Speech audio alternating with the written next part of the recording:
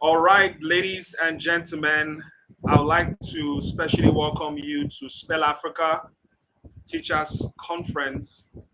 We're super excited to be doing this. This is day 2 of the conference with the team Child Psychology and Innovative Teaching Models. Yesterday, we were able to create a foundation to the discussion.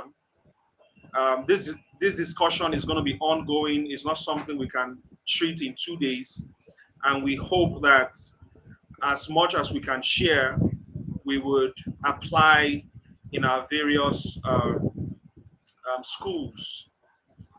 We believe that the role of a teacher is that of uh, a nation builder, someone that has been given a very important responsibility, and it is our collective effort and support that would help teachers to churn out exceptional results at the end of the day. In recent months, we've had cases of um, uh, negligence from the school authority, from the teachers, that resulted to certain students being bullied, and even some led to death. And the essence of having a conference like this is to equip teachers and school management, and most importantly, for parents to be aware on some of these ways of curbing some of these excesses that we've started experiencing in recent times. And to join the conversation for today, we have our panelists. We're going to be having 3 powerful sessions today, 3 powerful loaded sessions today, and I will be your moderator for today. My name is Colinton Jemine Okorodudu. I'm an online business coach, consultant, trainer, and strategist. Yesterday, I was able to unveil to us how teachers can take advantage of the virtual learning environment to generate more capacity to earn more income uh, to what they currently earn as a basic salary. The online space can open up a world of possibilities for you as a teacher if you take advantage of it. Hopefully, we'll be having a specialized training for teachers to explore multiple streams of income teaching online. So if you are interested to join that specialized training on Zoom, that'll be coming up very soon, you can send us a DM either on WhatsApp, or you can visit our website, spellafricainternational.org, and you would see a WhatsApp chat icon to send us a chat on our website. I'm trying to put up the website on the screen. That is the website scrolling on the screen. Immediately you visit Spell Africa, www.spellafricainternational.org.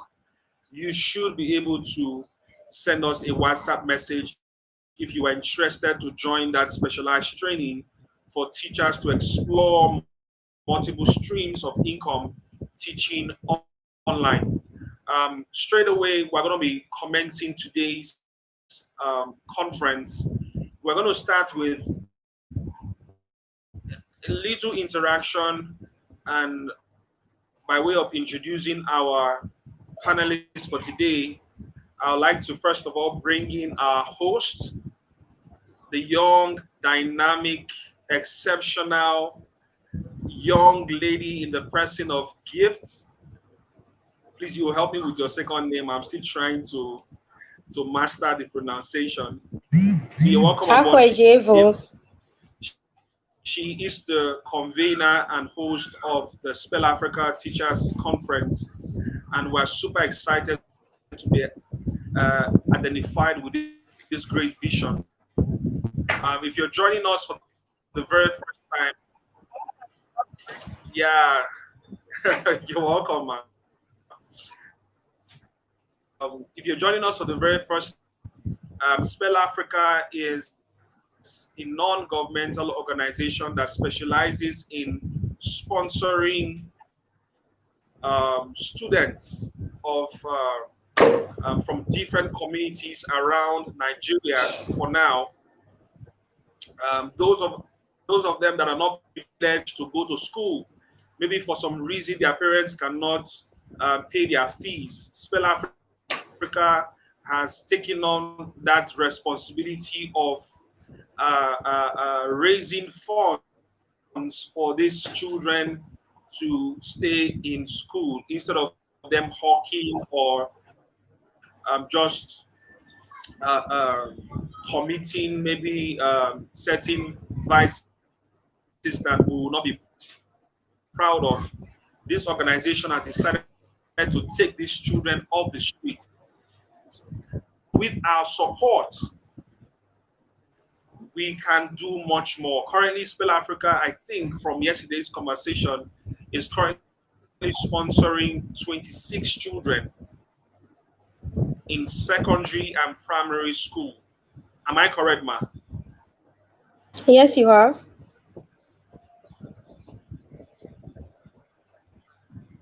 Okay, if you can hear me, please confirm that that number is the accurate number, 26 children.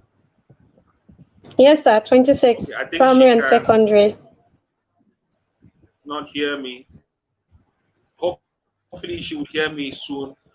So, Spell Africa is doing so much, and as a way of equipping the teachers that are responsible for building the intellectual capacity of these children, we've decided. Okay. We've decided to put together this conference to help them better position themselves to provide top-notch learning experience for their students. Okay, fantastic. All right, I would like to bring up our next speaker in the person of Mr. Stanley Tongbe, who is a professional counselor and trained counseling business coach. He's a trained professional counselor and currently a counseling business coach. He works with counselors across the different niches in counseling to project their business and package their private practice as professional counselors. So he will be taking us through our first topic of discussion for today. Let me bring him on the screen right away. And we have all the way from Azerbaijan, we have Ambassador Kamala. You will help me with your second name still. Oh, this name looks like Hello, good three names evening. combined together. Kamala, you're welcome on board. If you can hear me, Hello, good evening. Yes, thank you so much, Mr. Collington. And nice to see you all, Ambassador Spell Kamala, can you Africans. hear Thank me? you. Yes, can you hear me?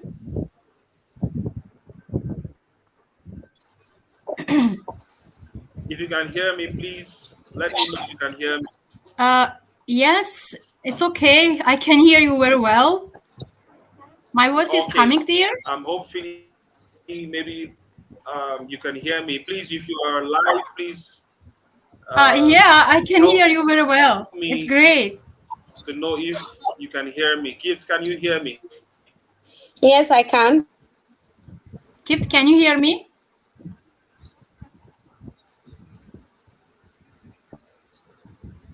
I can hear very well.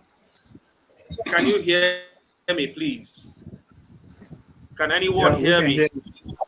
Yeah, we can hear you clearly.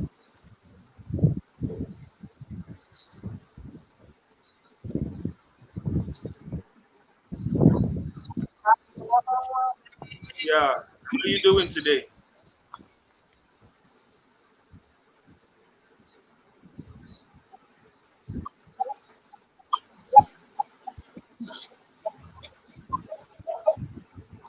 I guess it's the connection problem there.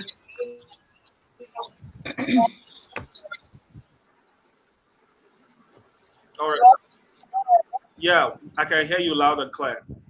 All right. Straight up, we'll be going into our day.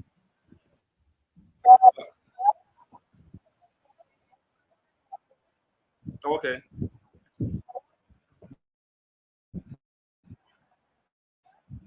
Yes, we can hear you. All right. Um, straight up, we'll be going into the discussion for today, which is Are you there? okay. All right.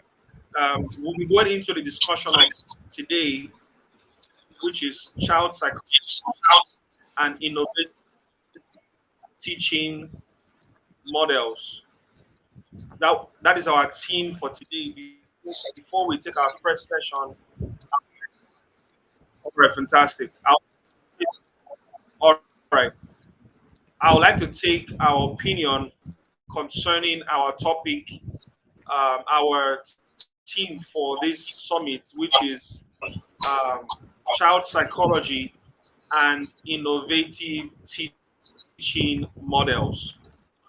Um, we did some background to the team yesterday. If you've not taken out time to watch day one of this conference, you can get the video on our YouTube channel.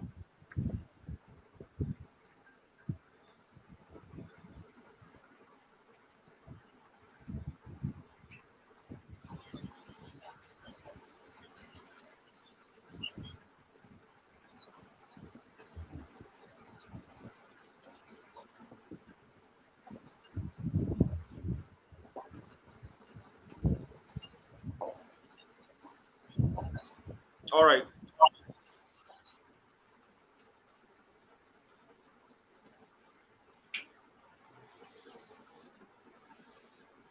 Okay, thank you very much. Though I can't hear you clearly from there, I guess the network is struggling with you over there. But if I heard what you said last, you were actually trying to introduce me, which you, of course you have done. Uh, my name is Stanley Tongbe, as you appear on the screen. I'm a professional counselor, I'm a practicing counselor, and as well, by training, I'm a counseling business coach. Uh, so as a counselor, uh, I help clients one-on-one and in group sessions.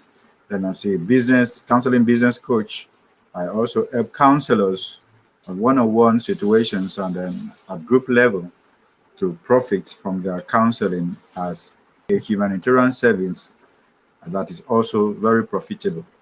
The topic before us right now is a child mental state for effective learning. Mental state for effective learning. Learning actually is a psychological process, and in the education world, which every teacher, every educator who is actually watching, we admit that there is what is called uh, learning readiness. Learning readiness is one of the most important aspects of the teaching and learning process. Until we have learning readiness in place, uh, everything that is done in the teaching process could be like pouring water in a basket. It just goes off without staying. But with learning readiness, there is a preparation to learn. And that is what we are looking at today, child mental state for learning. Have you ever walked into a class before as a teacher and haven't prepared, haven't done all that you needed to do? You just got there and thinking that, wow, today's class is going to be wonderful. And then you get to the class, try to engage the learners and try to deliver your topic. You just discover that your learners are not in the mood to learn what you are ready to teach. It can be very frustrating. I think as a counselor, as a coach, I've been in that situation at some point. You get to the environment, you just discover that with all that you have prepared, the learners who are supposed to receive what you have prepared are not in the mood or the right state of mind, if I may use it. They are not in the right state of mind to learn. Of course, that is where professionalism comes into place. How do we get the learners ready for learning? One thing is to be in a learning environment. Another thing is to be in the state of mind with a willingness to learn already. I'm glad that this platform provides opportunity for teachers, educators to get to interact, to get to relate with information, with knowledge that will help us be more effective in teaching and learning process. So I'll go straight to the topic before us, uh, child mental state for learning. I will speak practically. I think I was in a particular school. A particular teacher in the class was having the class, and the child who normally was used to being very active in the class was not participating. And then the teacher felt concerned and then gave some threats. Rather for the instead of the child to respond and participate in the class, this child started crying. And I was there as a human resource manager and administrator. The teacher who was concerned and also angry about the situation came to me, and she was saying, this particular child came, and I noticed also today the child had not participated in the learning. I even wanted to get her involved. Instead of participating, she started crying. But of course, from my background in counseling, I know nothing happened just like that. I drew the child closer to myself, and I asked the child what exactly was the matter. And I excused the teacher, and then I started talking to the child. The next thing I saw the child again bursted into tears, and she said before she left home for school in the morning that the father was beating the mother up. Can you imagine that?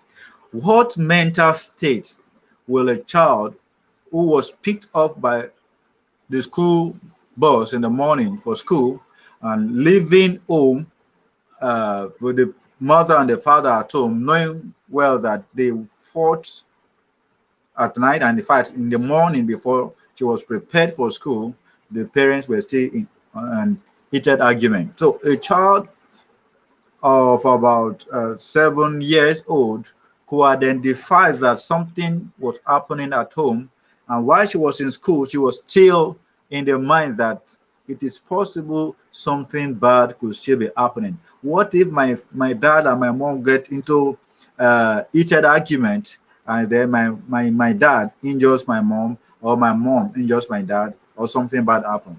Of course, that child couldn't learn. The moment I heard it, that was the concern the child had, I called the attention of the teacher, and I said this was what the child said, and I could see the expression on the face of the teacher. Oh, I wish I knew. So there was nothing that the teacher could have done without identifying what put the child in that state. And that was what we did. And then I called the teacher. I assured the child that I was going to put the call through to the mom to be sure that the mom was fine. And I promised her that we're going to get across to mom and dad to be sure that everything was fine. And she said, please don't tell my mom, don't tell my dad that I told you this. And I said, of course, we're not going to do that. I'm just going to check on them, and we're going to be sure that they are fine. And the child said, thank you, sir.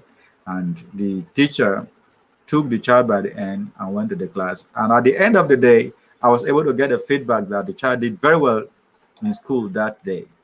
But imagine what could have happened to that child if the teacher had not identified the root cause of that child's behavior. And this is what we have in our classes in the school. This is what we have in everywhere you have teaching and learning taking place, we have a lot of people going through a lot of issues that affect their mental health, that affect their learning readiness. And until we get to that root and identify what exactly those things are, we are not able to have effective teaching and learning in the learning environment. And that's why talking about child mental state for effective learning. Now, of course, we wouldn't need to go into definition of child, but we can talk about mental states. What is mental states? Um, because of the platform we're using, I would have wanted a feedback on that to understand what we have. But of course, the words are not new to us. Mental states can either be positive, can either be negative, it can either be good, can either be bad, it can either be happy or sad, it can either be ready or unready or not ready or whichever. But what is the concern? What is our primary concern as teachers? Your concern as a teacher, of course, is for you to walk into a class and you see your learners excited, ready to learn. But when they are not ready, as a professional, of course, there are professional ways that you can get your learners to be interested in what you are going to teach them. How you get them ready, how you get them excited, how you get them set, which of course is learning readiness and learning setting, which is what is very important. So quickly, it is very important that as a teacher, as an educator, you understand that there are many factors within, around the child, outside of your environment as a teacher that affects the child's learning. And if the child's internal environment is destabilized, if the child's home environment is destabilized, is unstable, if the child's self-esteem is destabilized by situations happening around him or her, the child's mental state is not in a state where he or she is willing to learn. And this is one thing that a lot of teachers actually miss. You think, I have done all, I've prepared, I've come to class. Do you think I'm here to play? But at some point, something is happening within the child that you need to just put aside your preparation. You need to put aside the target and then connect with the child. That is why in education, we believe you must first of all connect before you can teach. That's why in education, there is a general belief that teaching can take place without learning taking place. And how is that possible? You stand in the present, in front of children or in front of learners, whatever age they are, and you are delivering your content without looking at the issues or the contexts or the environment, both internal and external environment of the learners. Of course, you are going to deliver your content without your content being uncovered. So one thing is to deliver, oh, you've done very well, you've done eloquently well. Some people are even excited.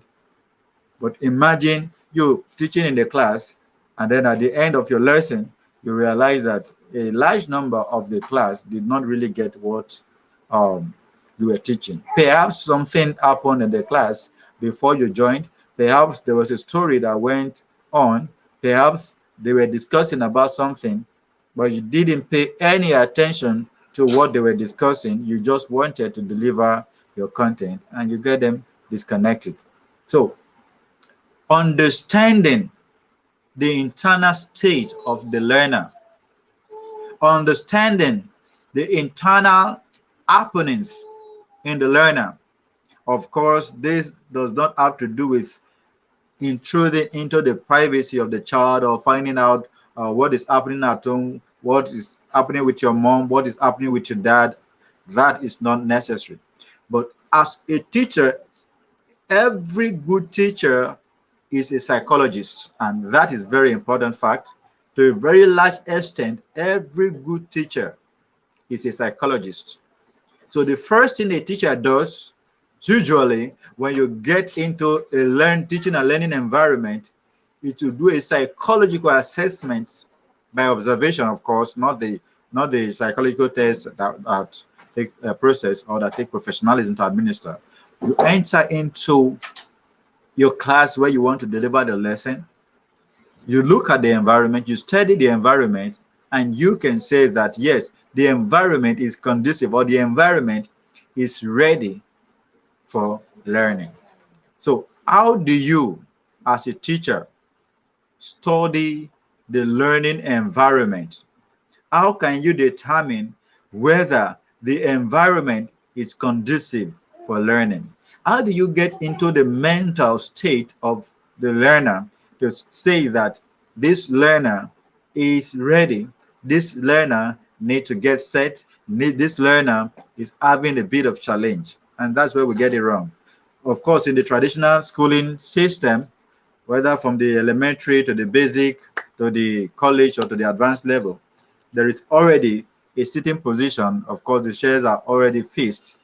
But as a psychologically sensitive teacher, you are at liberty to, at some point, alter the sitting arrangement if you feel that a child in a particular location in the class is distracted or is not paying full attention, perhaps by internal happenings or by environmental happening. So it is very, very important as a teacher. This is what we know by knowledge, but this is what we hardly have time to pay attention to.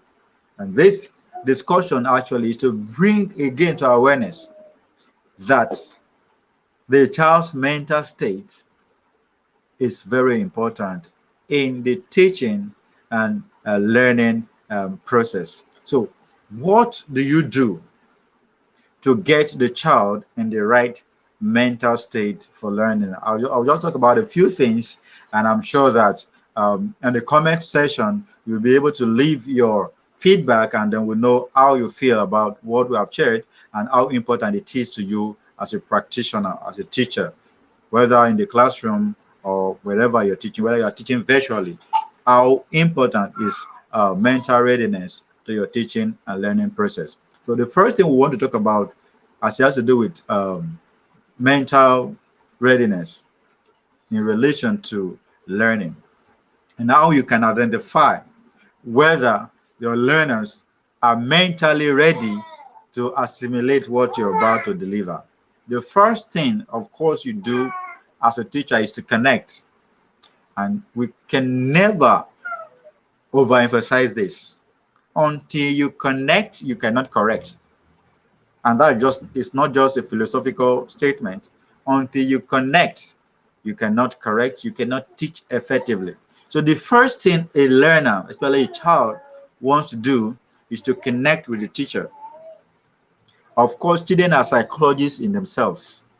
When a teacher enters the class with backload of pressures from home or from marriage, from relationships, and brings that state to the class, the child that you think is 7, 8 years, 9 years, 11, 12, 13, 14, 15 is able to read in between the lines to say the teacher is not happy today. And there is a way the mental state of the teacher affects the mental state of the class, because the mood is transferable. So the first thing as a teacher is there's a professional personality that, of course, you have to put on. And this is not to say anything new, but to emphasize what is very, very important. Your psychological state as the teacher is as important as your knowledge of the subject matter. Traditionally, or in a society, you walk into a bank, and new generation banks, you meet the security. The first thing the security does is it smiles at you, or she smiles at you and says, "You are welcome to this bank." That has nothing to do with what was happening or what was happening at the time you got there, or what was happening before you got there. But professionally, the person who is to welcome you into the bank knows that it is professionally required for him or her to welcome you in a very receptive way, and he or she had to put up that look or that expression to make you feel welcome, because where you're putting your money, where your treasure is, your heart will be there also. So that connection is very, very important. So a lot of teachers, because I worked in schools as a counselor, as a human resource manager for schools, and also I worked as a consultant administrator with some schools, and be able to say teachers complain, I do all the teaching, I don't miss my period, but these students seem not to get it. And then when I get down to the level of the students to try to find out what is happening, they said the teacher just enters the class, writes on the board, before you know, explain, starts putting notes on the board, and then we hardly really understand what the teacher is saying. And after some interaction with the teachers, I understand that these are very, very exceptional teachers in terms of understanding of the content that they want to deliver. But understanding the psychology of learning, which has to do with connecting with the learner before you can transfer knowledge to the learner, was what was lacking. And most times when I interact with learners, teachers at that point, and then the teacher comes to the class and you see a different mode, they have more exciting teaching and learning. And sometimes I get feedback from the student and say, sir, did you talk to your teacher? I said, why are you asking that? They said, because the way the teacher came to class today, you have never seen it like this before, or something like that. But we just pray it continues. So in professional setting, in professional teaching and learning, is something that we always want to emphasize. As a teacher, connecting with your learner is something that is very, very important to the teaching and learning process. So it is in connection with the learner that you'll be able to analyze and understand the mental state of the child. For example, in some schools where they do subject teaching, whether junior secondary, senior secondary, or elementary school, sometimes they have subject teaching. So you see a teacher enters a class while another one is leaving, another one enters. When that teacher enters, there is a carryover of what was happening in that class before, in the previous class, to the current class, and that usually is a concern to a lot of teachers. So you enter a class that a particular child in that class actually scored very low grades in the assessment that was administered by the previous teacher before you entered, and traditionally you feel there is no connection between the previous lesson with the current lesson that is to be taken, and then you carry the mind that you just put aside everything that you have learned and get ready. This is a new subject, we are ready to learn. It is possible the child is morally down, is mentally down because of what happened in the previous lesson that held. So understanding the mental state of the learner in the learning environment is something that is very, very important. So I emphasize again, connect before you teach. Connect before you teach. And then having had your connection, of course, every teacher who has gone through the teacher program understand the principle of learning taking place from simple to complex. And that again is another issue that has to do with the mental state of the learner that influences effective learning. A child who had not learned a simpler task, and then a teacher is coming up with a higher task that perhaps others may have learned before, and because one or two students in the class understand the tougher task, the teacher just feel like, oh, since you already know this, let's progress. And then the teacher, the learner who was not part of the simpler task and did not understand it, and then you're bringing up the higher task, you have already disconnected that particular child. It may just be one learner out of 20. Out of 20, you have 19 say, oh, we understand it. And there's one particular one who had not learned that, perhaps didn't do personal research. And you say, oh, that's majority already know it. Let me just continue. Disconnecting one learner from the learning process is an injustice to that one learner. And the mood of that learner, if care is not taken, can be transferred. So sometimes when you hear students say, I don't like this teacher, and with time, you see a number of people saying, I don't like this teacher. It started with one person. So paying attention to that detail, to understanding the mental state of the learner within the learning environment is something that is very, very important. And the voice of the teacher, again, is very important in the learning process. I've heard teachers say, this person is a slow learner, this person is not a fast learner, this person is a slow writer, this person is the high intelligence student, this is the average student, this is the low student.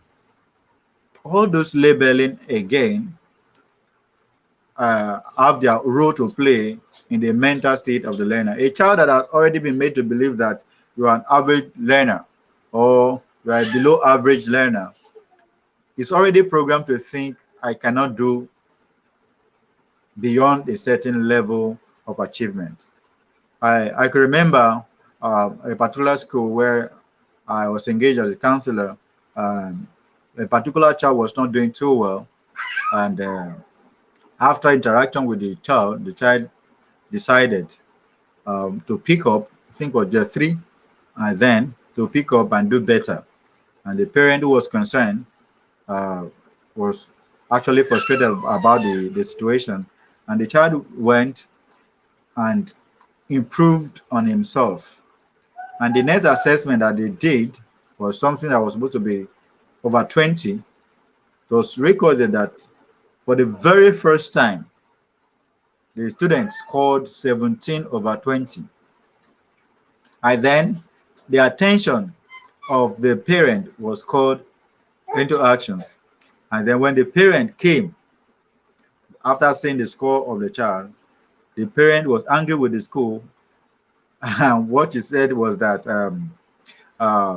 when I came to complain about my child's below performance, I did not say you should just give marks, award marks to my child. I complained, and just because I've complained, for the very first time, you are awarding a mark of 17 over 20 to my child. I don't want, and the child was raging.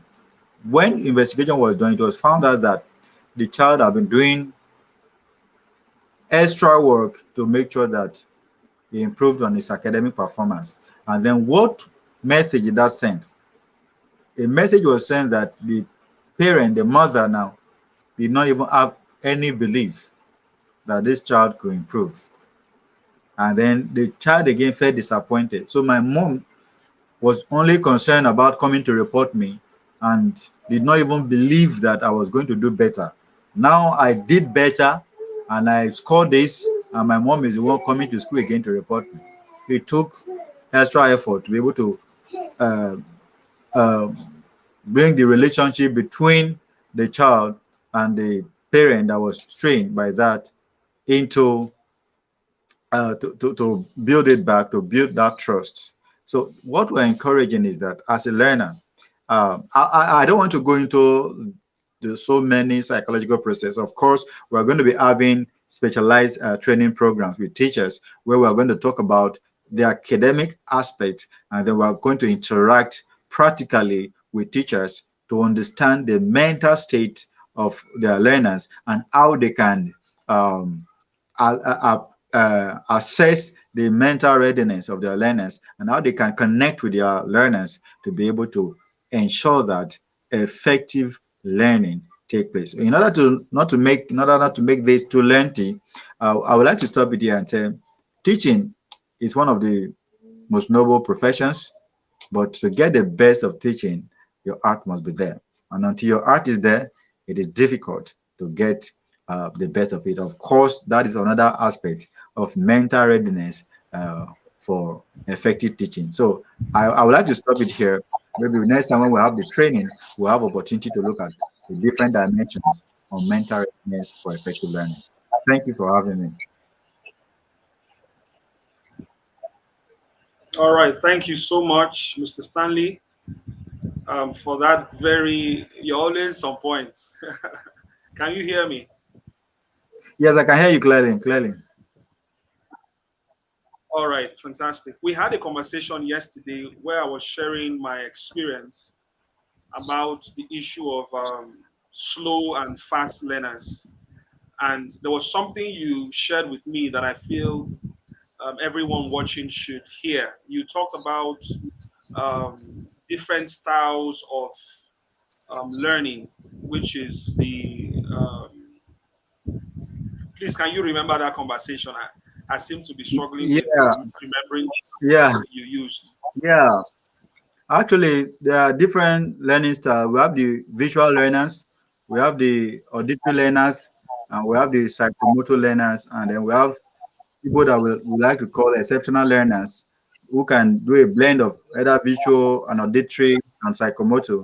People who can learn with multiple learning aids, we actually regard them exceptional learners. But as it has to do with the concept of slow learners, fast learners, and all, and uh, low learners and all that, they are not words that to be used in the educational system. Every person, everyone can be a very good student if the person takes time. One person may understand in 1 hour what another will understand in 30 minutes. That doesn't make the one who understands in 30 minutes more intelligent than the one who understands in 1 hour. Everyone has assimilation hour, everyone has learning style. If the teaching method is not suited to the learning style of a particular learner, and maybe you are using a visual learner and someone is an auditory learner or someone is a psychomotor learner, the person may not perform as much as the person who you are using the traditional learning style in the teaching method. So these are factors that affect performance in the teaching and learning process. All right. You mentioned auditory and what's the first one now? Auditory learner, visual Okay. learner, and psychomotor learner. Yeah. Psychomotive. What's the, can you throw more light on that? Yeah, psychomotive has to do with hands-on. People who love practical work. They may Okay. not be the Okay. writing More, type. When you have to do with hands-on activities, they do exceptionally well. okay. Okay. So they are more of the creatives, Yeah, people that like exactly. creativity. It's a Okay. practical Then creativity. Yes. you mentioned a fourth one, a child that has the ability to combine both virtual, auditory, and even the psychomotive. Yes. Actually, we use that more as exceptional learner. Though exceptional learning can be relative, someone can be exceptional learner when it has to do with the visual aids. He learns exceptionally. When it has to do with auditory aids, he learns exceptionally. When it has to do with psychomotive activity, he learns exceptionally. But we use the concept of exceptional learner when, irrespective of the learning method or the teaching method, someone who is able to adapt to any teaching method and learn, we say the person is an exceptional learner. And practically in the education world, it has been found that change of teachers affect the academic performance of a lot of students. But there are some students, irrespective of teacher that is sent, they just do their work and they are able to adapt to to the teacher. So we say, well, one teacher may be using a psychomotive approach, another one may be using visual approach, another may be using uh, auditory stimulations. The teacher who is an external teacher should be able to do a combination of all the approaches to carry the different type of learners in the classroom along in the learning process.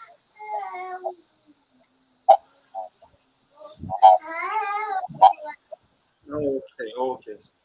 Recently, I discovered in my son's school, I got a feedback that during their current exam, they swapped teachers. And I was a bit concerned as a coach, as an online business coach.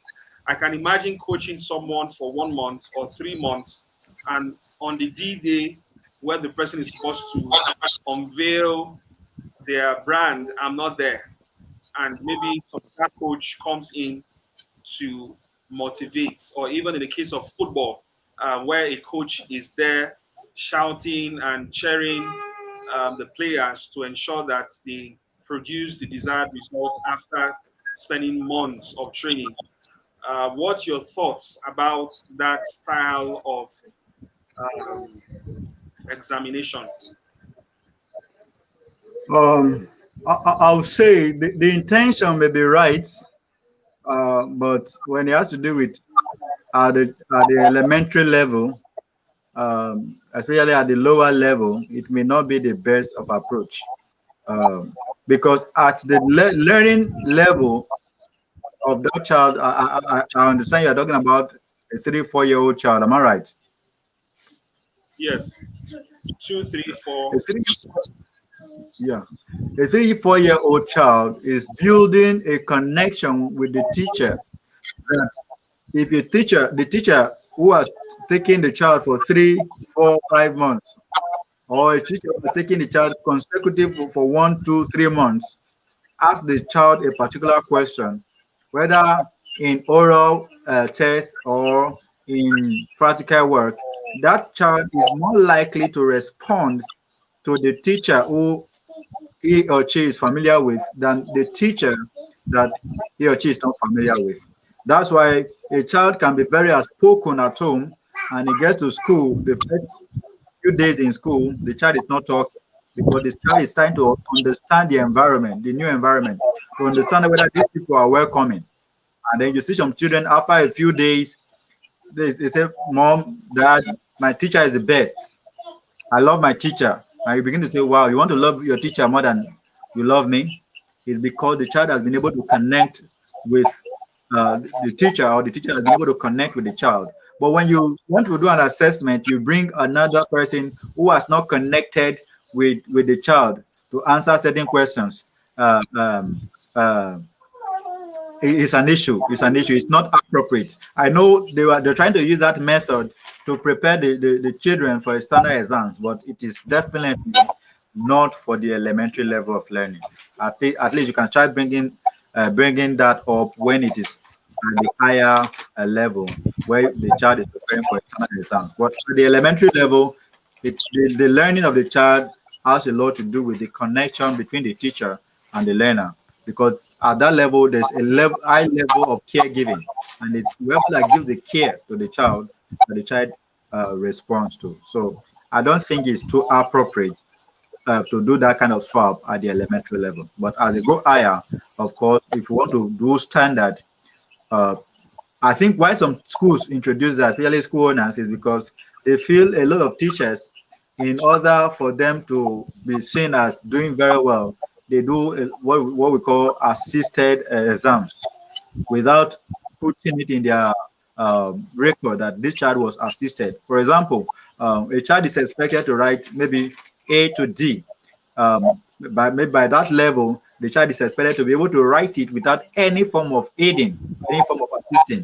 And of course, at that level, a teacher, for example, who has about 15 to 20 children to attend to, you discover that just 5 of them have been able to write by themselves. You have to go one by one to the other. Before you know it, the teacher just use the hand, does the tracing, and then just move on without the child participating in the tracing process and the learning process. So I think it is in curbing that some school owners introduce is copying. But as an educator, as a counselor who is so familiar with child psychology, it's not the most appropriate way to to caution um, malpractice at that level.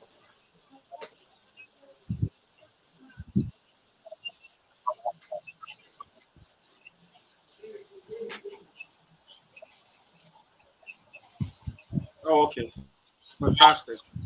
My personal opinion is if a new teacher is brought to uh, go through the examination process with students, like the instance you gave, if I don't have any relationship with the children, I might be tempted to just do a shabby work so that I get out of the class as soon as I can. Especially if the essence of bringing me in is not to aid um, the performance of the child.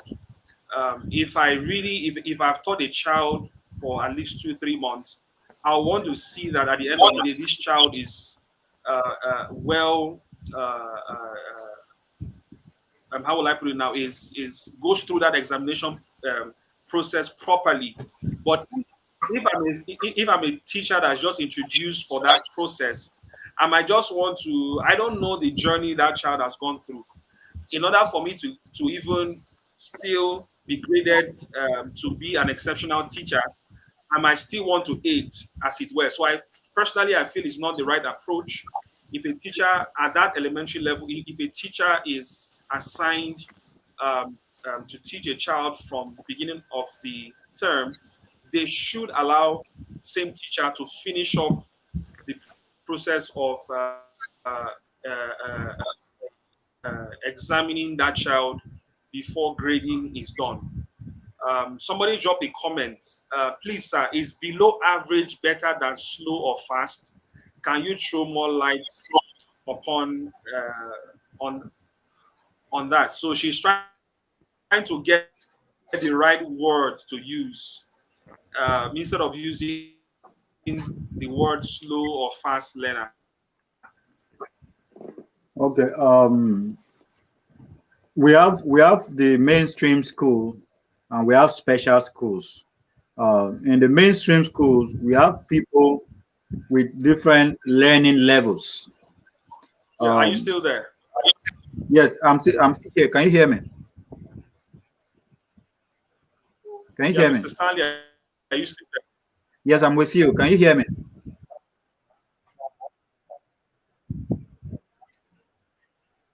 Hello, can you hear me?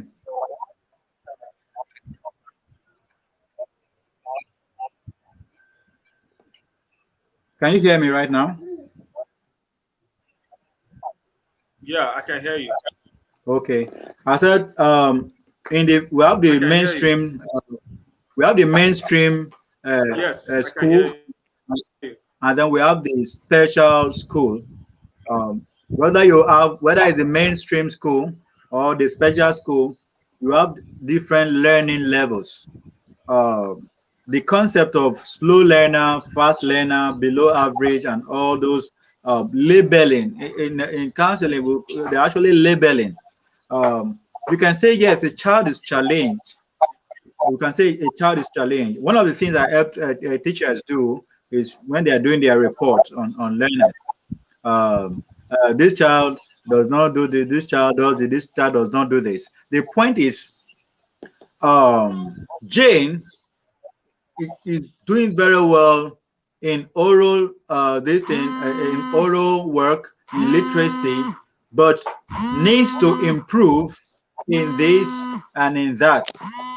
The need for improvement does not constitute a challenge. The need for improvement is a positive sign. So, what I encourage teachers to do is to avoid the use of below average classification. Every child that has come to the school, they have different learning levels. But a child may be challenged as a result of certain factors around the child. And if you're able to work on that factor, you see performance. And that's why in the education right now, the modern education, the idea of first position, second position, and third position in the classroom is being discouraged now, except for the purpose of cumulative score where you give awards. Otherwise, the idea of first position, second position has been discouraged because there are factors that affect the performance. And if you alter the factors differently, you discover that the grading may not be a true reflection of the intelligence level. That's why the focus is not really on the grading. There are other things to consider. So there are we discourage the use of uh, fast learner, slow learner, below average. Look at the learner. One particular learner needs 5 minutes to understand the concept you are teaching. How do you create the 5 minutes for that one? Another one needs 10 minutes to understand the same concept and will not be able to understand it well in 5 minutes. If you can create the 10 minutes attention that the child needs, perhaps outside of the lesson, to give the little guidance, the one that understands in 10 minutes could be doing as well as the one that understands in 5 minutes, or could even be doing better. So that's why the idea of this one is already a slow learner, or this one is already a fast learner, or this one is this.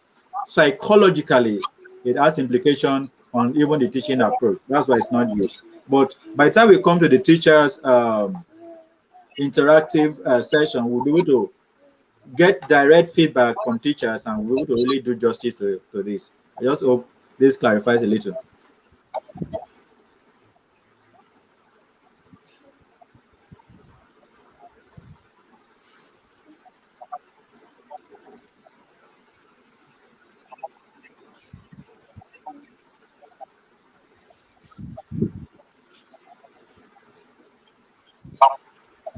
Yeah, thank you so much. Thank you for that clarification. I hope Precious Iberi, that was clear enough. If you need to maybe ask a follow-up question, you can before the end of the broadcast. We will find time to attend to it. Thank you so much, Mr. Stanley. Tongbe, Mr. Stanley Tongbe is a professional counselor, and he is also a HR consultant and school um, consultant too. He consults for schools, um, a number of schools, and that's why he's able to talk from a very practical standpoint. Thank you so much for honoring us with your presence and for sharing your wealth of knowledge as a professional counselor. Hopefully, before the end of this broadcast, we would like to still have you say one or two things and before we close for the day. Thank you so much, Mr. Stanley.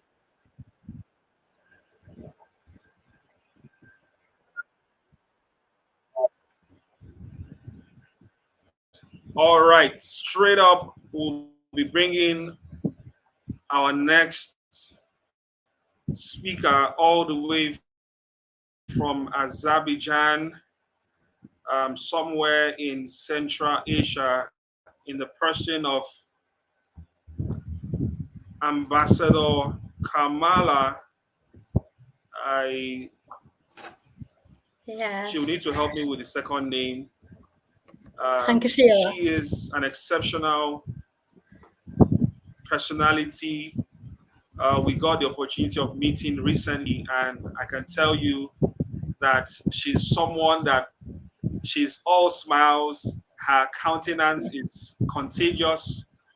She has a fantastic personality, and I can imagine students that would sit in front of her to enjoy this great personality.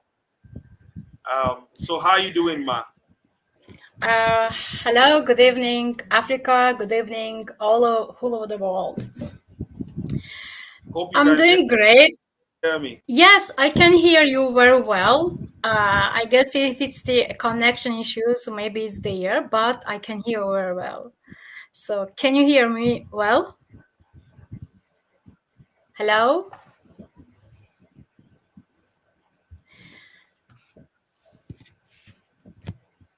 Can you hear me? Yes, sure, I can hear you very well.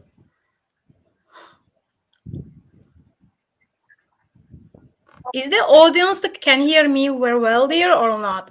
They can text there or chat there that yes or no there, so I can be sure that they can hear me very well. And yeah, um, Okay. Since yes. all right. All right, I would like you to just go ahead, share your slide, and I would put it on. Yes, Mr. Carlington, please just let me know if it's the my slide is coming there or not there. I'm going, hello, good evening, everyone. So I just would like to mention some points about the teacher and the child psychology. The firstly, you know about me that I'm Kamala. I'm from Azerbaijan, and I'm an English teacher since 2004, and I'm teaching English online, and also like for now I just online because of the almost since 2013 I started online the classes and for teaching English to adults, youth, and also like kids. I started the classes from child, so that's why I know how's that child psychology there. Child psychology, it's like new fruit and fresh fruit there. You have to be careful with that fresh fresh fruit there because they are our fresh fruits, and this is the going for the future, our next young generation. So, and I would like to talk about that the child psychology is a specialized branch of the traditional psychology that focuses of children, mainly their development and behaviors. So, and I'm going to share my screen, and please let me know if it's going my sharing screen there or not.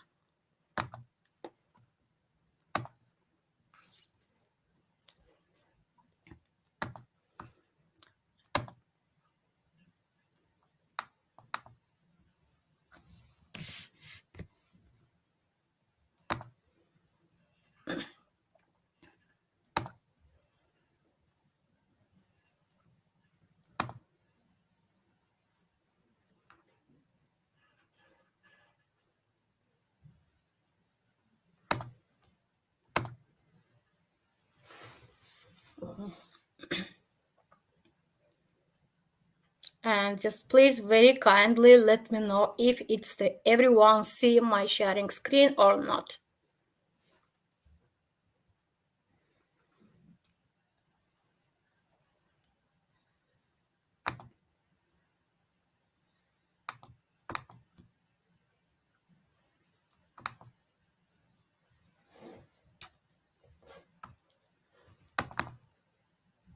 Yeah. Okay.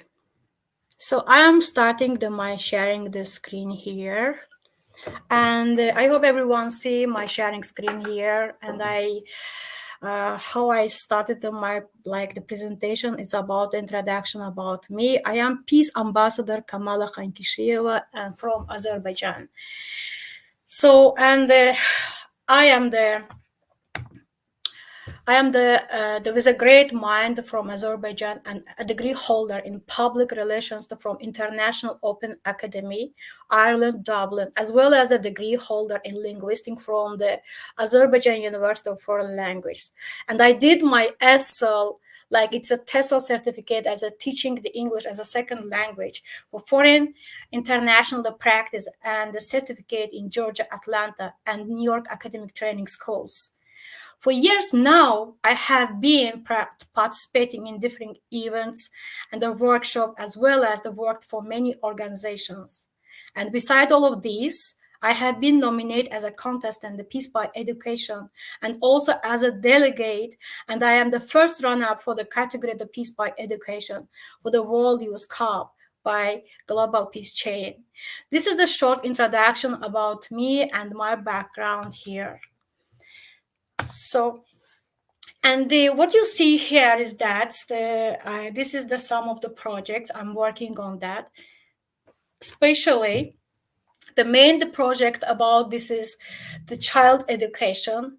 What is child education and what is the child psychology? This is the same reason what this is the including the year and the woman improvement here is some countries that is the woman protection and woman rights. It's not like the going well there, and we are here also some Asian countries we are standing on that's the woman rights here.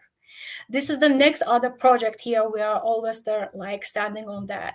And health awareness. Health awareness is something is like the medical or something others, because of our environment should to be health. And if it's the health, if it's the mentally, it's coming from there, whereas that we can develop ourselves on that.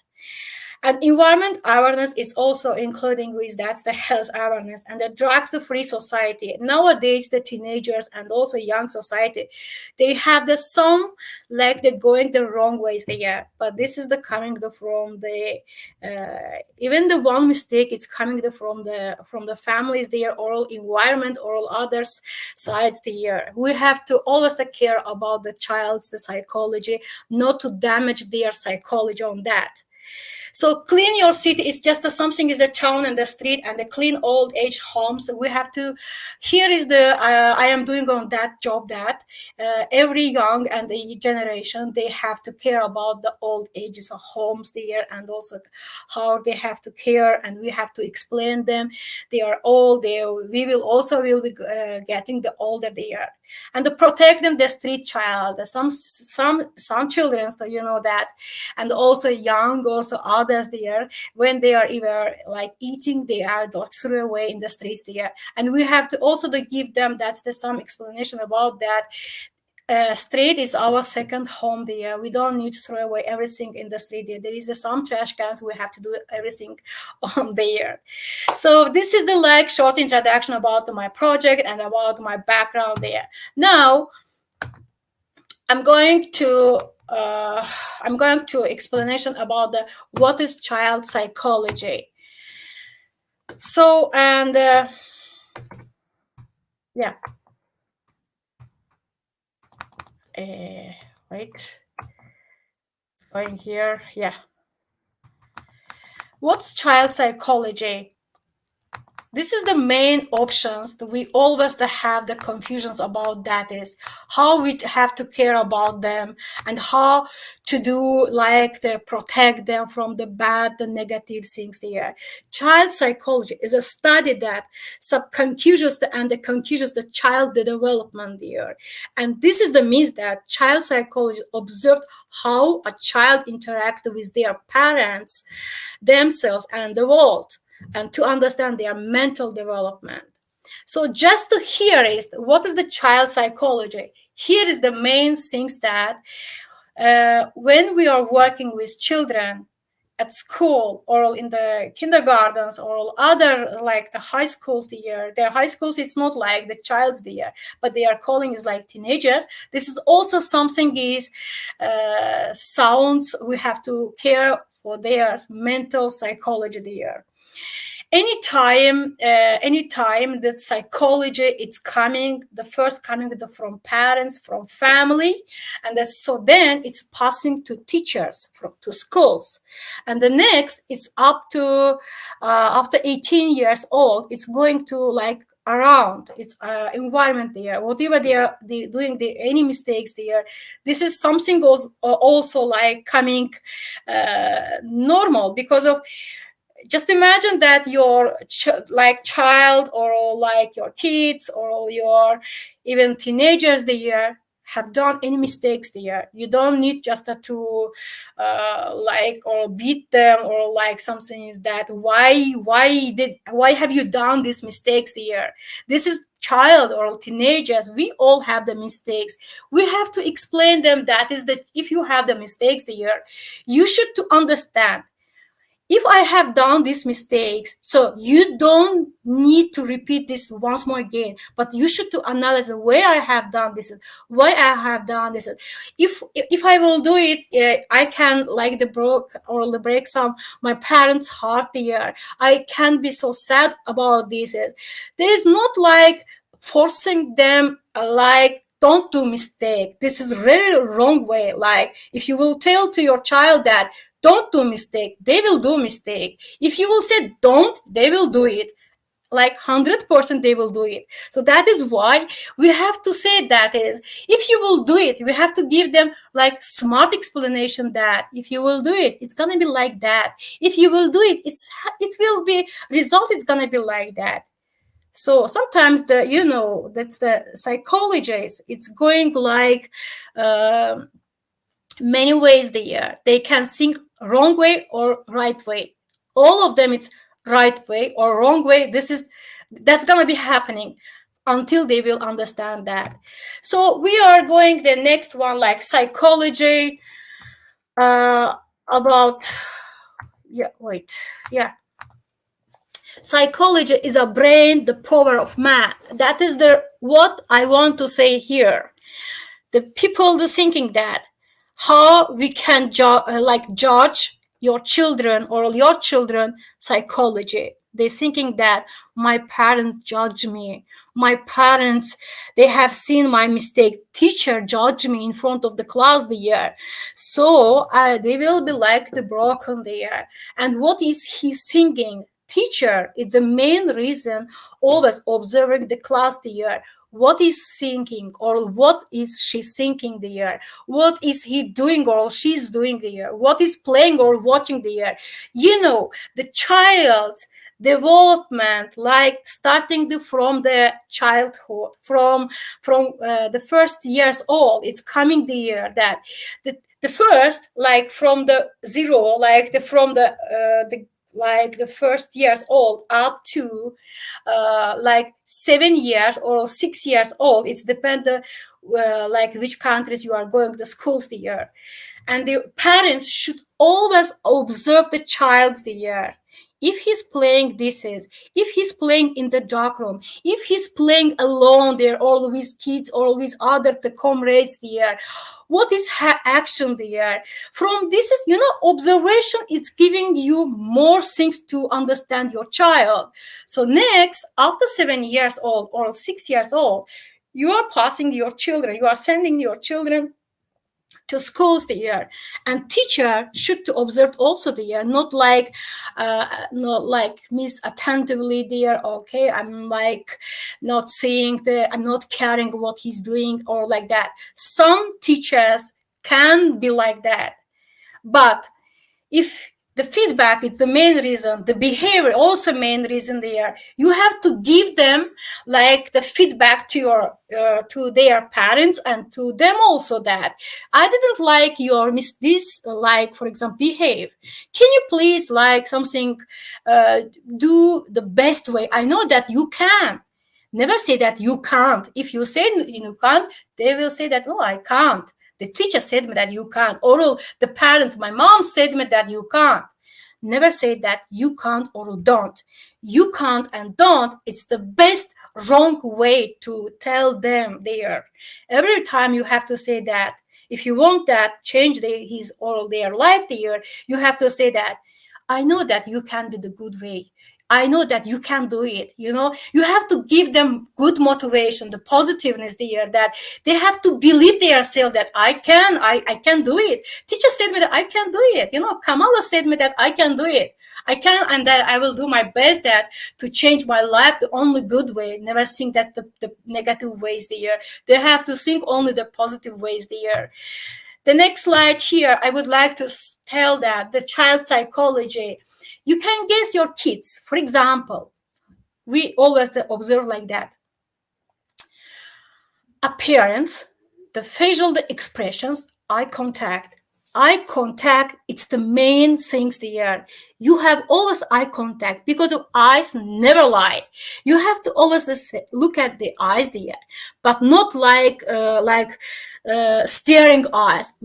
Just look at eyes there when you are talking to your child or to your like the students there. Eye contact is the main reason, and the gesture and the touching, for example, and the voice temperature. Sometimes when your child saying any lie there, the voice is changing there. For example, hey, my dear, why you have done this? They say that I'm like that. Its voice's temperature is like it's gonna be changing there. Anyway, observation is the main thing there, especially eye contact and the silence and the space. And why always the people say that my child is so silent? This is his character. This is wrong way, actually. I can tell you one thing there. This is from my coming from my experience there, that sometimes when I started teaching to kids from school, and I have seen more students that they are so silent and they are not talking. Especially I observe this kind of student, they're active one, they're active, there is no need to, like, if you are approach them there. But I always coming to close to who are silence, or like they are sitting in this, like the silent space there, not joining to comrades there. I was asking them, what do you love? I try to communicate, because of some student, some child, if they are not communicate, this they will never communicate, no anyone, and they will ever and never, they will not tell any words there until you will start talking to them. This is also the same way how you will approaching to the kids there, your child there. The first, sometimes the parents say that, oh, I don't have any time. Can you please take care of my kids there? I will go to some meetings there. I will go somewhere there. They are not talking to their child there. Some parents like trying to escaping from the talking to their parents, and this is the happening. This is the creative their child to be silenced. Like, that's not mean that they don't have the full of the words there. They have the full of the words there. But if your child not talking, you have to talk to them. What is your hobby? What do you love? You have to spend your time with your child there. And your child 100% will be very active in classrooms there. They will ask many questions to teachers. That is good things that family, parents, and teachers, they should always give the feedback there. How was my child today? For example, today. And they said that today was okay. But sometimes I think this he's so silent. You can ask in family there, like to him that or to her that what's any issues there. Sometimes some parents the making scandals or argument each other, like for example, husband and wife, the parents starting to argue, making argument in front of the child. This child mentally, their psychology will damage their. You will never ever will create their mental psychology to be fresh there. Always will stay here. Always will. He can ask you question. Mom, you remember that time you argue? It can be. That's wrong way that if you have any topics there about something argument, any other things there, you don't need to talk or communicate in front of your children there, in front of your child there. You can only talk to your child about his hobby, about his activities there. So next slide here, I would like to mention about the communication. I just talked here now, but I will add something that always to create friendly environment in your home. Just as always to create friendly environment in your home there, with parents, with kids, with colleagues there. Always the coming from home to school, university, and also other social like spaces there. It's communication. So, and here is I have the solution. Sometimes the teacher says that, Kamal, can you please give us solution how we can make any solutions there about that to change and to communicate with our kids there. I always say that change your brain to be positive. This is the first. And visualize the image of the soul there. The second. Third, say no to negative thought there. For example, how I just mentioned before, I said that don't never compare your kids with someone there. Look, Your friends so active, but you are not active. This is really wrong way. Never say like these words there, my dear parents, my dear teachers. Never say like that. Never compare your children with others there. That is the wrong way. That even adults, they don't love this is. So this is the like bad and wrong way and negative thought here. Change your pattern and the negative, the thinking, by adding a new routine to your thoughts. For example, the thinking that today, every day I have some routines there. I will get up this time. I will do some gym there. I will like and I also have my Saturday or Sunday there. I have some social activities there, and some child they say, and some parents say that this is for me. It's the same. Today we will stay at home. We will not go anywhere there. Sometimes your child so bored sitting at home. They want, if you have the child, you have to give them some routines there, daily routines there. Like they will be interesting to start their morning and ending their night. Not like you will give them social activities live there. You will give them great new routine every day there. Next one is to kick out the negative thought and kick out the negative people to your life. Like that. Let's say, dear Mr. Carlton, he said that Kamala always smiling, Kamala always positive. You know why? I will tell you. Smile is the power what I have. Smile, it will give me a new beginning of life. Smile, it's not to give life like just smile there. No, smile, it's to feel myself happy, to feel yourself, and to give someone the happiness there. Like if you will give your happiness to yourself, you will give happiness to yourself, to others there also, to yourself and to others and to around everyone there. But sometimes the people say that, every day I have my day is not so good. I'm so bored. Escape from these people.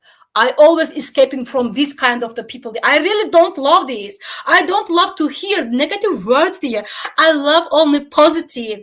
Open your life to positive. Open your life to positive. The like thoughts there. Start your life like from zero. Every day it's new experience. Every day it's new life. Just explain to your kids there. Just always try to give them good meditation and the good to motivate them that. And they will also believe themselves that I can do it. I am happy. I am great. They will do like that. They will think like that way. If you will say that you are bad, you can't do anything, you always lazy, you always late there, believe me, your child will be on that, always will be on the wrong way.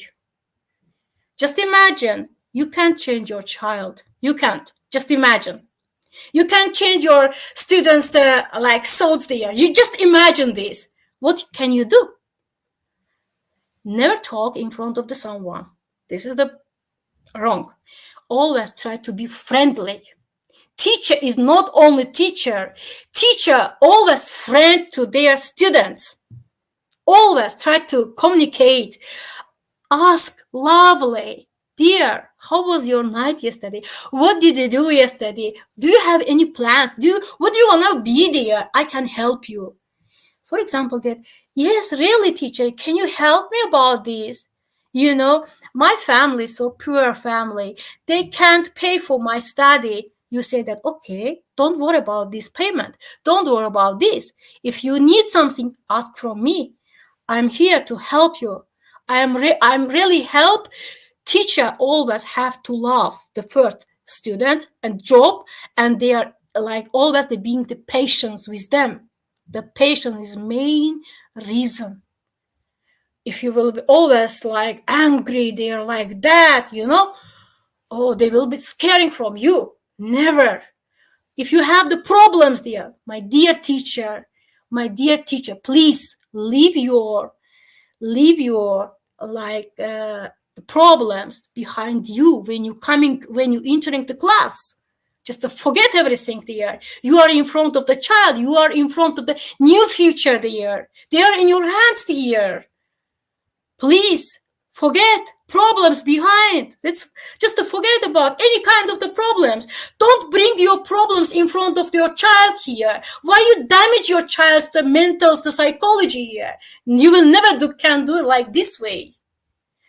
So then I have here the 6 points here that cut negativity, the failure, and the to be open-minded then, avoid the listening or hearing negative or about the others.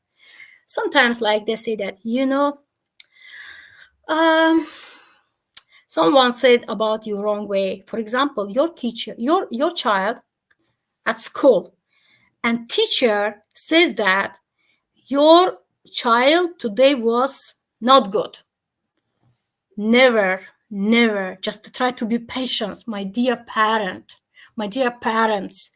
be patient. If it's teacher say right or wrong, I'm not saying that is the wrong or right there. Never. If it's right, yeah. If it's wrong there, try to be approaching friendly that. Don't say that your teacher said today that you were so not good, you behave so good. Never use your teacher's name in front of your children there. If it's your teacher, your child's a teacher talking to you individually there, like giving the feedback, the behaviors, the feedback, your child's there, you don't need to use the teacher's name there. Today your teacher said this about you. No, don't say this. My dear parents, don't say this. Always try to talk friendly, approaching. If you know this is, they said like that, you say that, today I have been there. I really was so proud about you. Say that, always say that. Today I heard that you were so good. And your child will be like surprised. Really? My mom? What did you hear? I heard that you were so great. That's the past, only positive things there. And your child will feel a little bit shaming in like how's that, like feeling the shaming that, oh, my mom and my teacher talked about good things about me. Oh, it's so shaming of me here. You have to give only them good things there. They will feel something is changing good way. The next one is the 7th, listen carefully. Listening is great things there. The first listen before starting the talking to your like students, like or teachers there, or like your that's the child's there. Start listening. Learn listening. My dear parents, learn listening, dear teacher. Always listen them first. Don't start you first. Listen them first, so then you start the next. Sometimes we are doing like something is the wrong way there, how we starting to communicate to them, But listening is first. No matter teacher or parents, listen first. The second way is you have to start. And don't interrupt your child. Never interrupt your child. Listen until the end when they will finish their speaking there. This is the first. 7th there. And don't jump to conclusion about others. Someone did it. How others are proud of their children here. Why you are not doing why you are not unsuccessful always like that? Why? I am not successful like the parents or all parents about you. Never compare your child. Never compare. That's really bad way. Always ask questions.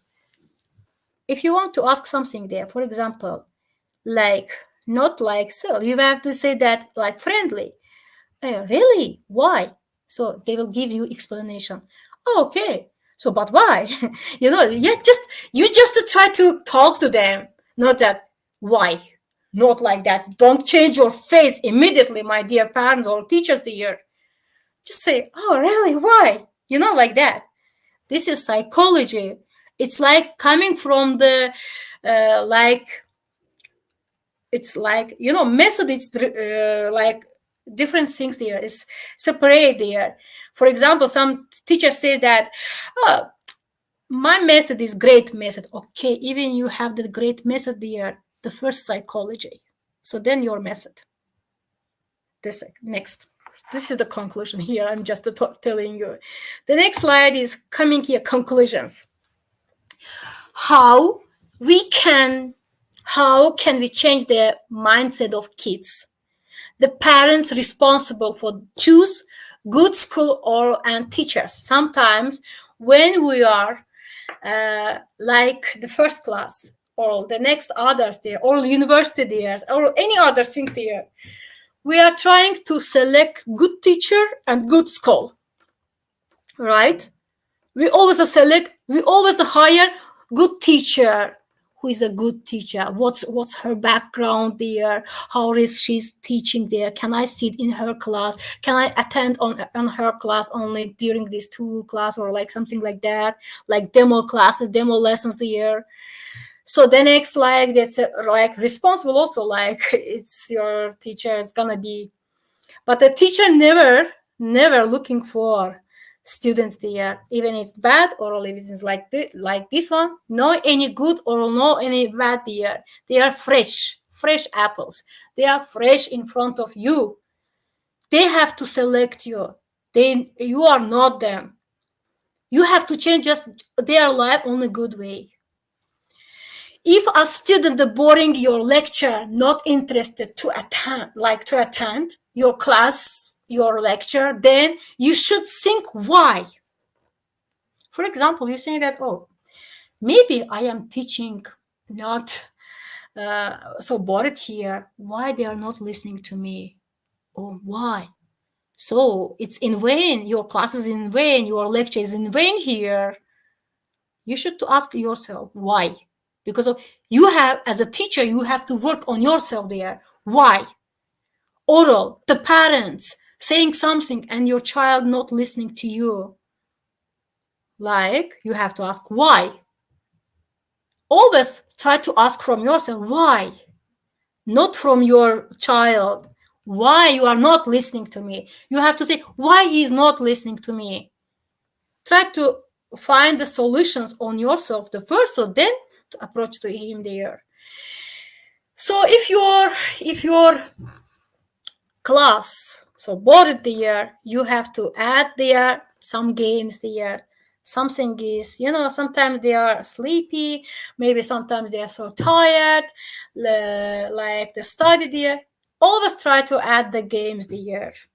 If some of your like students not interested there, you ask always like, hey, let's just I want also join. Let's join like this one there. Why you are not like that? I know that you can do it like that.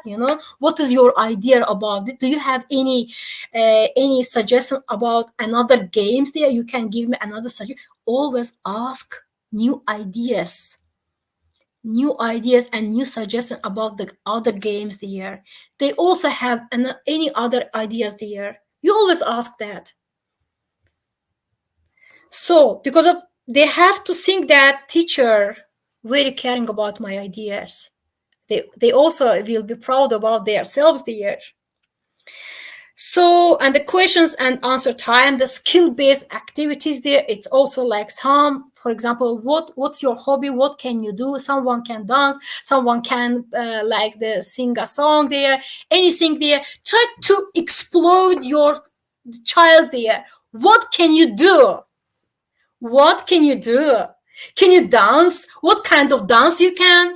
Oh, that's great. You also try to join with them when they are dancing. You also try to them when they are singing there. Always play together. Like it's gonna be like the partner there, Teacher, you are not alone. Teacher, your partner is your students there.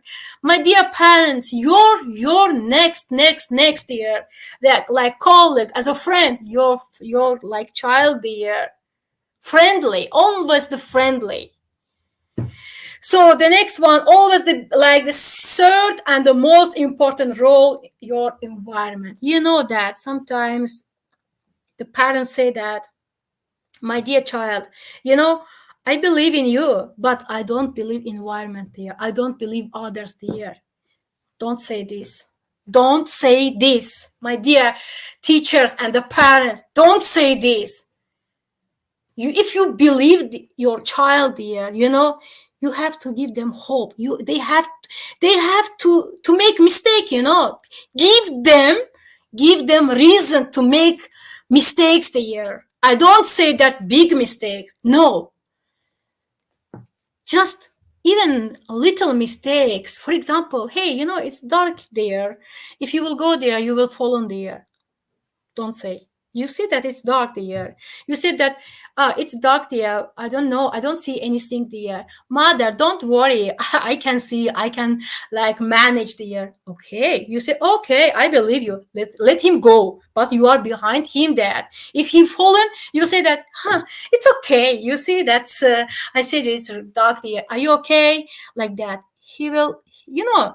That just give him that something like hopeful about them. Environment always can be all bad or like the good there.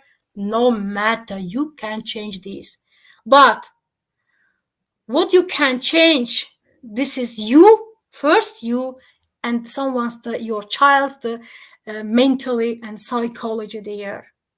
So that's why, please, my dear teachers, never say don't, never say like don't do like, just tell them you can, it's dark there, I don't see anything there. Just always to try to attend in front of, like by your side there. Oh, I don't see anything. If I will go this way, I will fall in there. Just to give them like that solution there. They say that, okay, mom, don't, you don't trust me. I can go this way, you know, okay.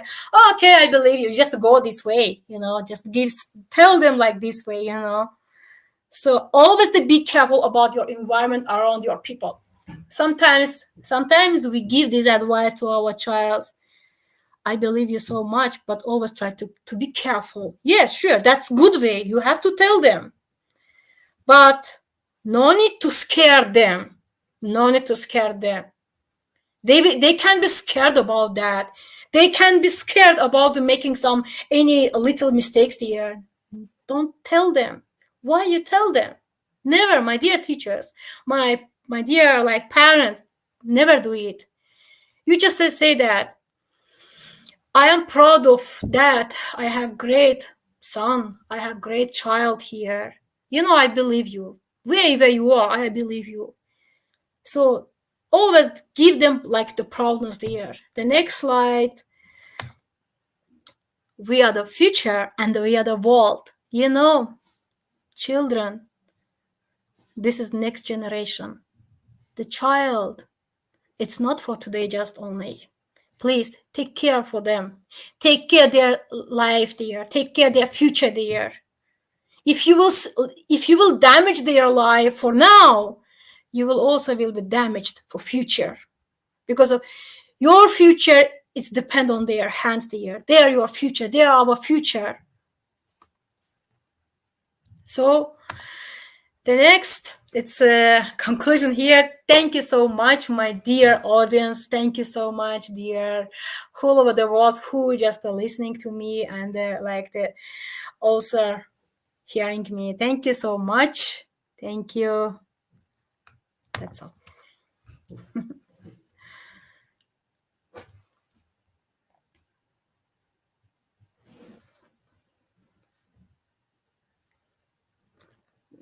You mute yourself, dear Carlington. Please unmute yourself. It's gonna be, yeah. Okay. Okay. Thank you so much. I didn't know I was muted. Thank you so much for that exceptional presentation. Um, Thank you so I much to you believe too. that every teacher that's watching this right now, yeah, every teacher watching this right now, or if you're watching this on replay, you might need to go over this video or our day one again. Um, this topics Thank you. that we're addressing, they are conversations. They are not just topics where a speaker can just come up and just dish out. Hopefully, as a way of igniting these conversations, we're going to take it to our Spell Africa group, and see how we can ignite these conversations. We're going to have specialized training programs for teachers, for teachers that are interested in monetizing their knowledge beyond earning a salary at the end of the month teaching in the four walls of a school. As an online business coach, there are special arrangements that we're making to help you explore the online space to do what you love to do. And these are some of the plans that Spell Africa is rolling out in 2022. This conference is just a pilot test in order for us to understand how to go about the next phase of what we intend to do. Thank you so much, Kamala, and I'll put you in the waiting room. When we're done, we'll bring you back all around.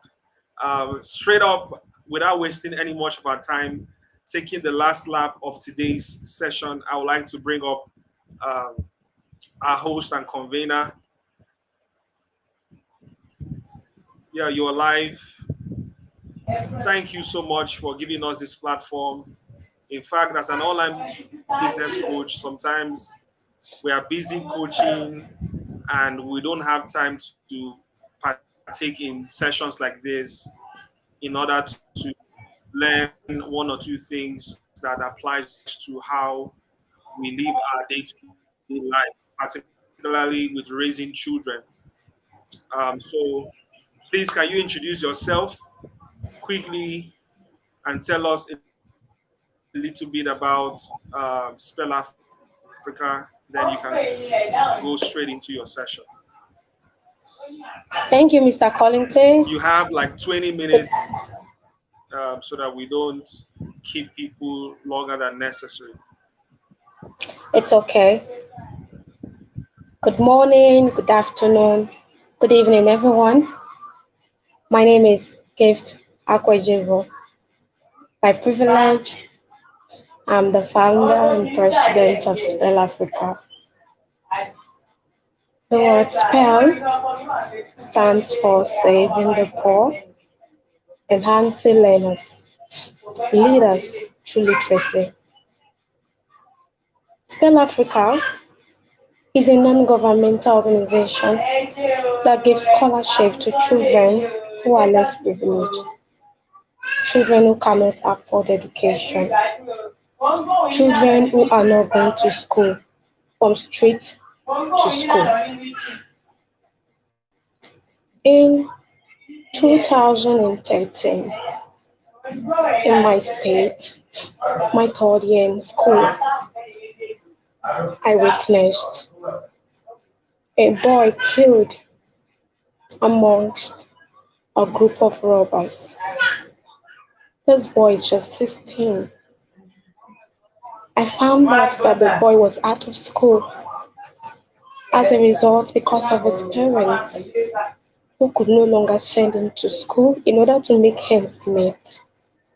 This boy started stealing to make ends meet, to take care of himself, his younger sibling, and mother. So, from pickpocket, he graduated into carrying arms to steal. So, unfortunately for him, he was killed. I witnessed it, I cried, and I told God right there, I said, God, if you bless me, I will see to it the minimum of 1,000 children get scholarship for primary and secondary education.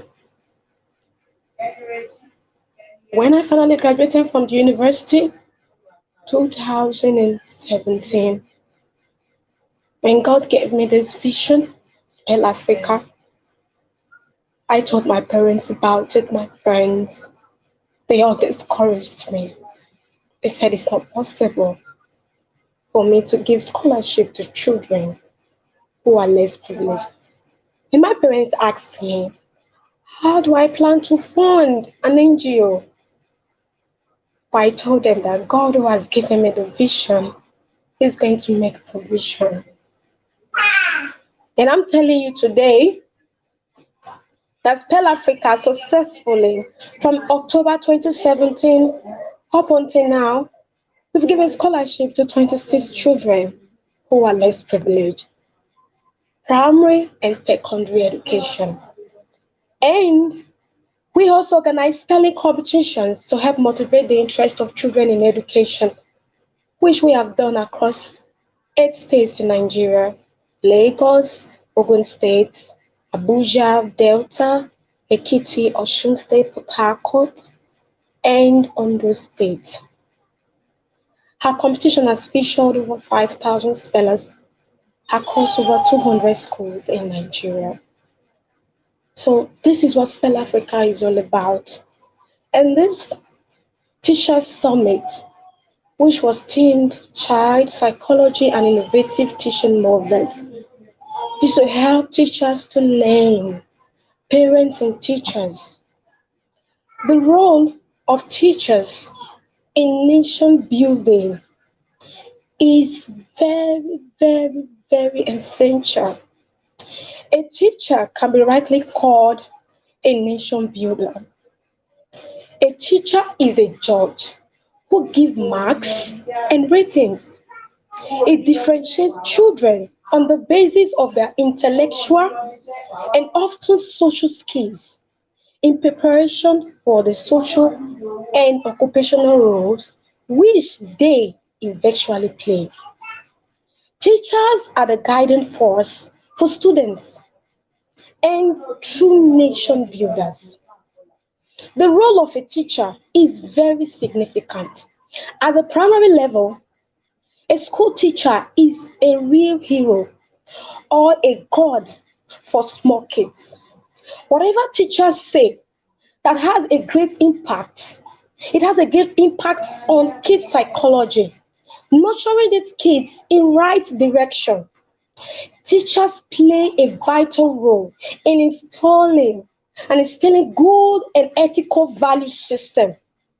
Like a house requires a good foundation, in the same way, primary teachers help in building a strong foundation. And at the higher education level, teachers, along with syllabus, knowledge, provide valuable tips for opportunities which exist in the external environment. And at the college level, teachers guide them to be independent. As a teacher, you guide your learners. Your duty and your role is to guide your learners to be independent. One, to be mature and facilitate them. You are to facilitate them in shaping their career goals. We should bring them to university, they give them more exposure, more knowledge, more facilities provided for their growth. The role of teachers is very significant in nations building. If students are guided by good teachers, they will pass same value system to future generations. But if they are manipulated, used and nurtured in wrong direction, and they will pass the same thing to future generations, and what chaotic nation we will have. Yeah, terrorists, for example, are intelligent but have unethical foundation. They destroy the world.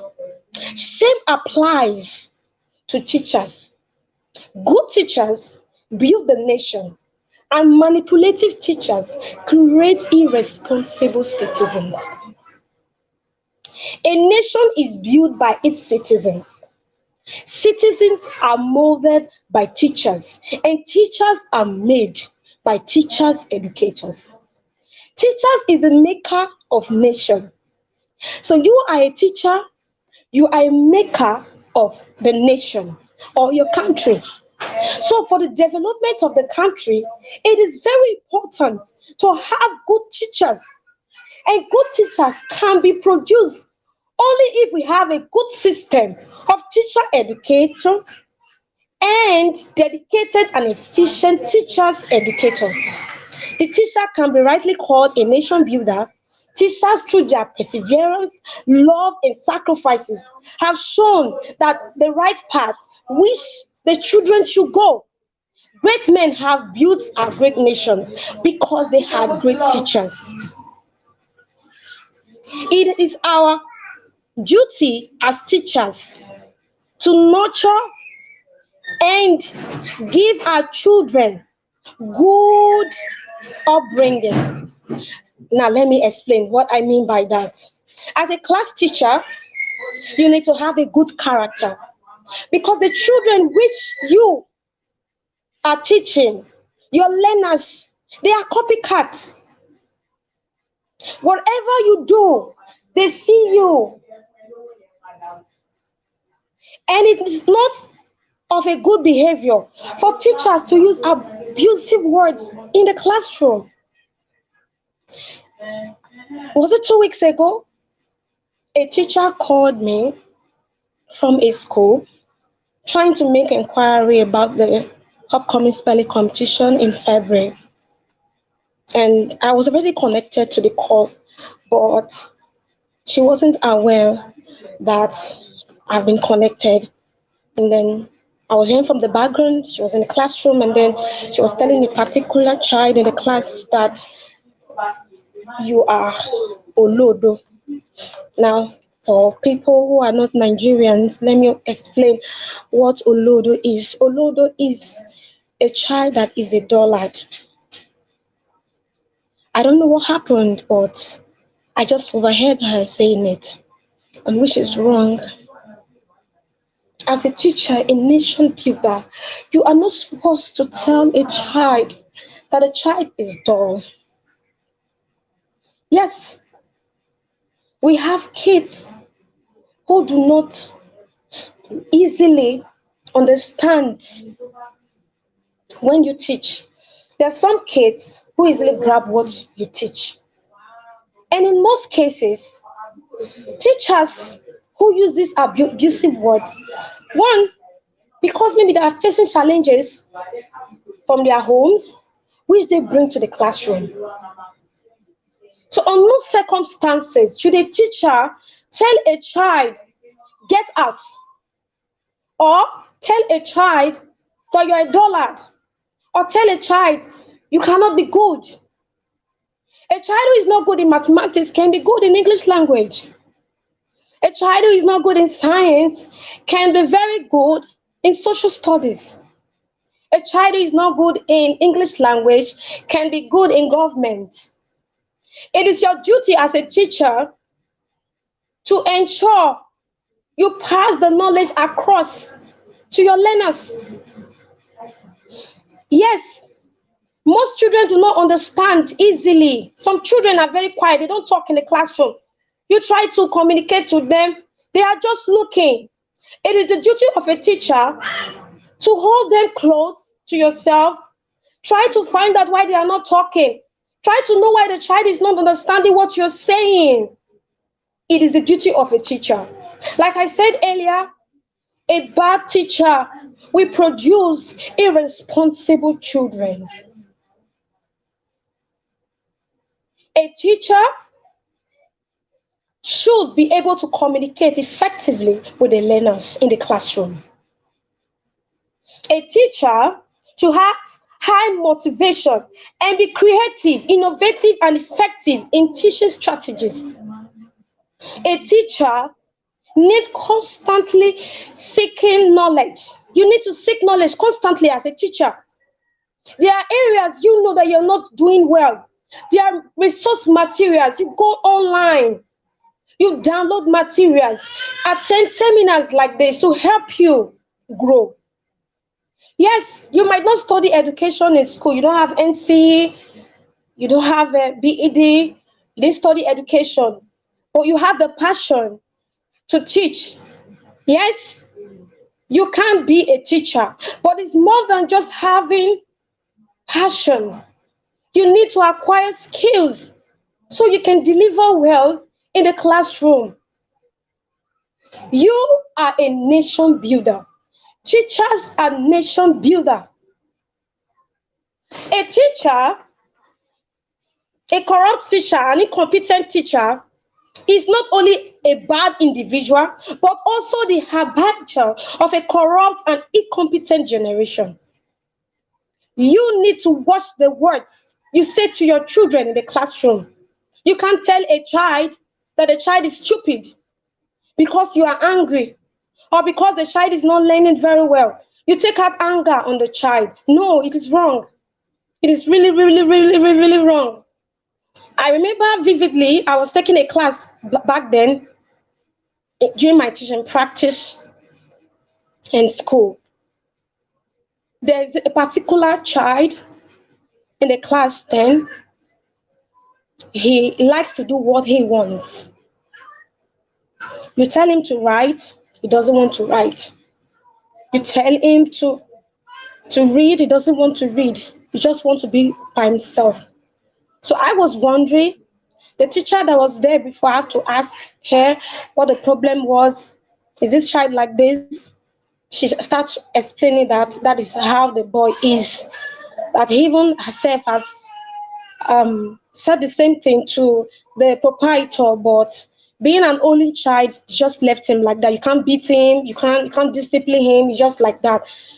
So I did psychology in school and I understand what the problem of the child is. I noticed it is from the family, the parents. So I called the mom to know what the problem is. Why at home? Is he talking? Is he active at home? And then the mom told me, yes, he's very active. He plays, he jumps, he does a lot of, he even fights and all that. So how come in the classroom he's a different person? So I called him close. I tried to ask him questions, and then he started talking. Before you see, we became friends. I played with him, and then he started talking, he started writing, and that was it. I was able to win him. I didn't say, Yole, you're not writing, I'll beat him. No, I didn't yell at him. I didn't say, Yole, why are you not participating in class? It took time, but I was able to get him to participate with other children. And then we had a child, one of our sons on scholarship. When we admitted him in school, the teacher, the proprietor called me and said, Madam Gift, this your boy is always sleeping in class and is not participating in anything in the class. I was like, why? He said they don't know. So I requested to speak with the teacher. So, and the teacher told me everything, that when you tell him to write, he's just looking at you. Because I've experienced it before, I knew what the problem was. So I told her to involve him in games, that with time he's going to catch up. He's going to start talking and participate in everything done in the class. For a term went, it was still the same, 2 terms, until the third term. Maybe because we just admitted him in school newly. So after a session, he started participating in the class. But if we had not followed him like that, and then the teacher started using words like, why are you like this? And then start beating him to correct him, to ensure that he writes, it won't work. Because it will do more damage to the child. And psychologically, it's mental reasoning, and so many things will be damaged, and he might not even want to learn anymore. And he will feel that the teacher hates him. So these are some of the things that you should know as a teacher. That is why you need constant knowledge. You need to keep studying to improve yourself. The more you study, the more things you know.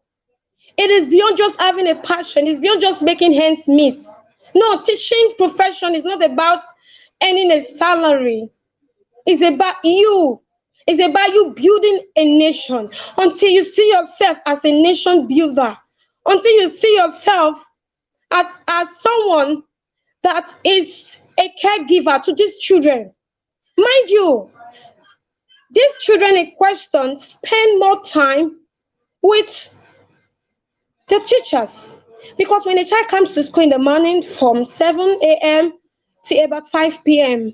or 4 p.m. in the evening, when the child gets home, doesn't have much time to spend with the parents. About 8 or 9, the child has gone to bed, 8 p.m. or 9 p.m. in the evening, and by morning he or she is back to school. So the child spends more time with the teacher. So if you as a teacher, you need to be more creative. You need to love what you are doing. You need to love teaching for you to be able to build these children. You need to love your career. You need to love the profession.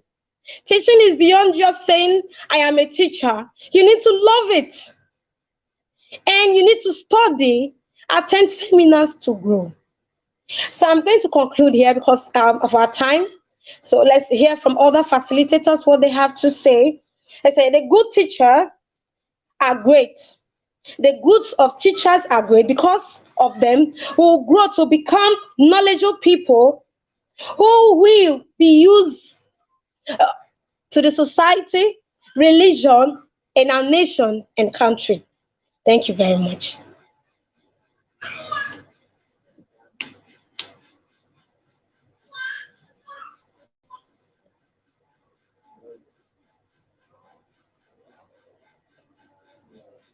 Mr. Collington?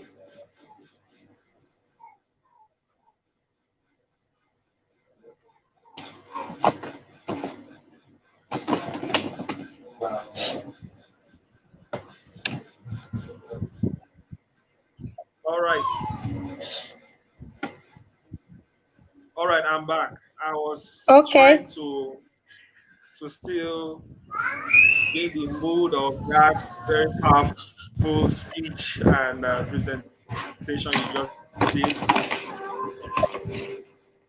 Yeah, I'm really excited and I'm glad that we finally come to the last part of today's. Okay. She just shared the role of teachers in nation building. In fact, as a teacher, if your role um, as a teacher does not project the child into their place, then I don't think you have started. Every teacher, every time I have, even as a coach, I coach entrepreneurs that desire to set up their businesses online. And I've met really smart people, and I discovered that even those that are smart need some sort of aid, encouragement, and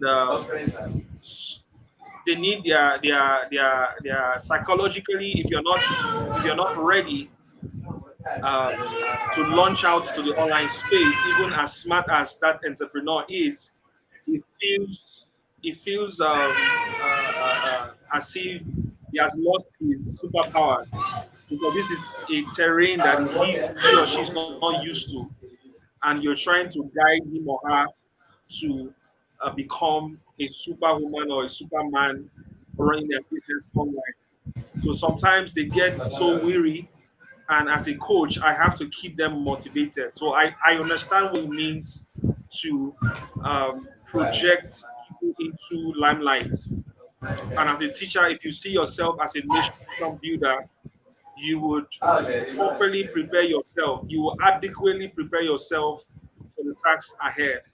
You will know that teaching is not about making ends meet.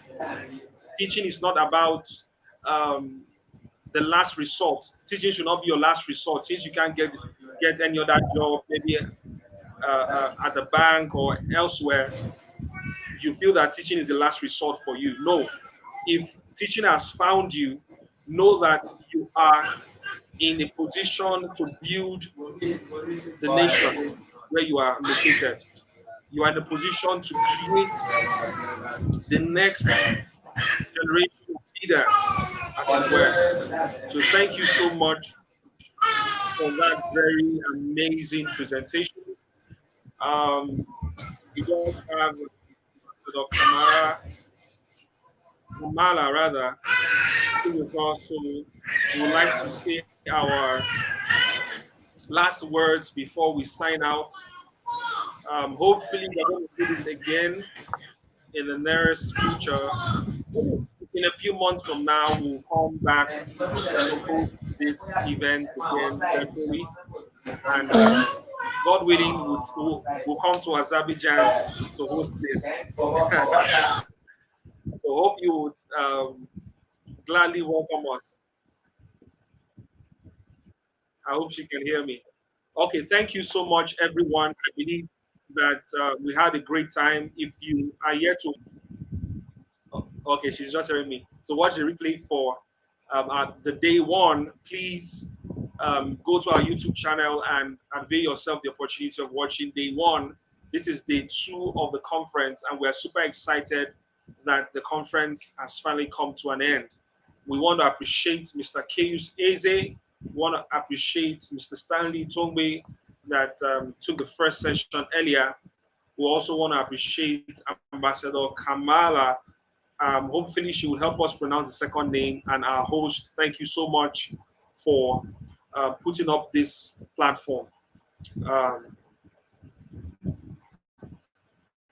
if you can hear me, I know we're having some network hitches. If you can hear me, please can you give us your last words before we leave today?